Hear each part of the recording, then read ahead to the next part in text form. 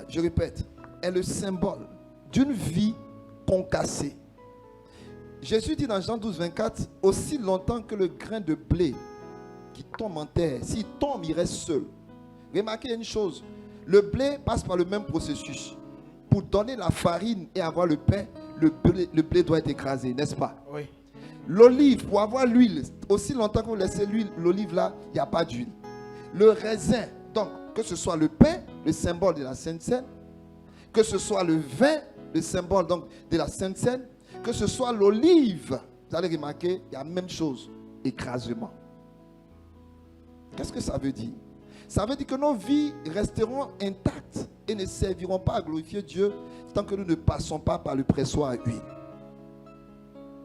Donc, les vierges sages, ce sont des vierges qui ont compris qu'elles ne peuvent pas se contenter de vivre une vie et rester dans une vie sans permettre à Dieu de prendre le contrôle. C'est des vies, ce sont ces chrétiens-là qui ont soumis leur vie à la volonté parfaite de Dieu.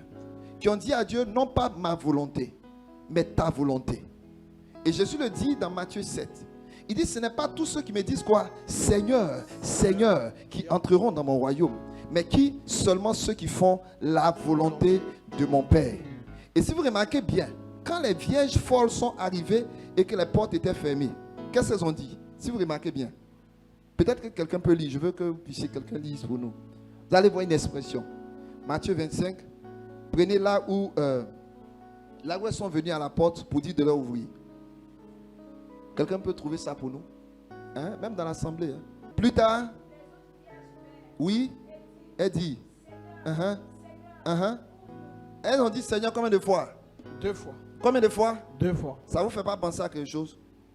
Ce n'est pas tous ceux qui me disent Seigneur, Seigneur, qui rentreront dans le royaume de Dieu, mais qui? Seulement ceux qui font la volonté de mon Père. Wow. Amen. Il dit quoi?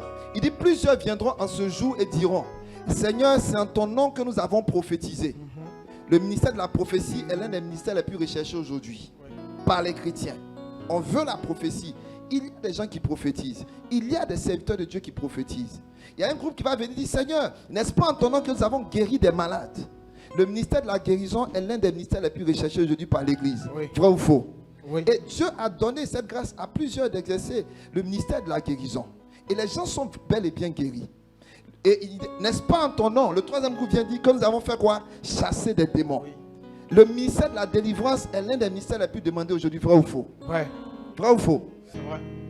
Mais bizarrement, à ces 3 catégories, Jésus cite de manière spécifique qu'il y a une catégorie de gens qui vont venir dire Seigneur, en ton nom, nous avons prophétisé.